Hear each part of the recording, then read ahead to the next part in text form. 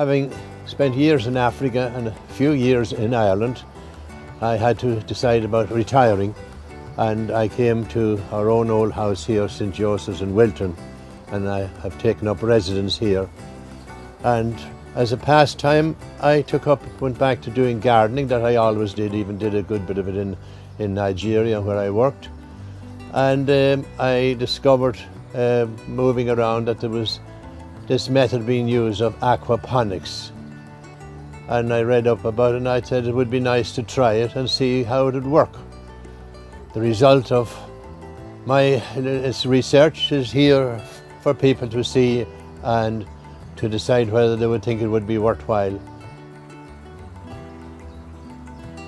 What I know about aquaponic farming is it's a sustainable way of growing vegetables. Water tanks in the bottom with fish, 10 rainbow trout or 11 in each of them.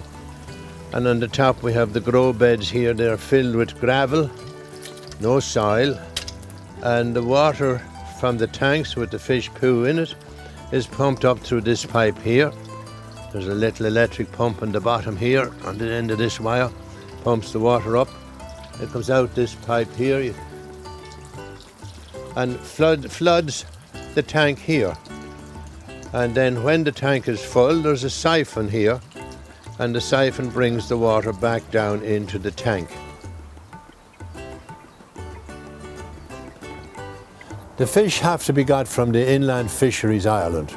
So we got them from Rosscray after doing all the paperwork that was necessary for it. The fish themselves are not expensive, but the transport of the fish here makes it a wee bit expensive. So we started with 50 fish, and the ministry, they deliver the fish here to us in tanks with water and oxygen to make sure they arrive safe and sound. And many of the fish now are plate size, so they're big enough for us to eat if we want to thin down the numbers in the tank. All the fish there are rainbow trout, and they are very pleasant to eat, especially if you have a good cook.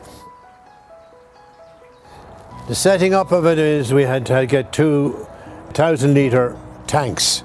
So the gravel is a river gravel, it's washed. If you're lucky to have a stream beside you, somewhere you can gather the gravel, or you can buy the gravel in some of the garden centres. That makes it a wee bit more expensive. No soil is used, no chemicals are used. It's completely natural. So it uses very, very little water, except what the plants drink and the atmosphere absorbs. So it's a wonderful way of producing fresh vegetables. So the vegetables that we are growing in it are lettuce, garlic, onions, parsley, chard at the moment. If you want to introduce this to children, you can do it on a small scale, even with goldfish. And that won't cost very much. If you have an aquarium, you can do it, won't cost you anything. But if you do it in a big scale, that's the way they do it commercially in other countries. And they are very pleased with the results. They would have a very large area under this type of farming. And the tanks might be much bigger than this. They might be made of concrete or cement, and they could be 50 yards long. And they'd run it like a commercial farm. And there's a lot of it in parts of America. China is big, where the land is very scarce. And I believe in Switzerland and the mountains, they grow a lot of their fresh vegetables up on the ski slopes and the hotels there. I could see it being, if you are really interested and give time to it, between having the fish and the vegetables, it should be very rewarding. For Father Tom Carney, it has become a very active retirement. He's growing a fine variety of fruit and veg in his garden.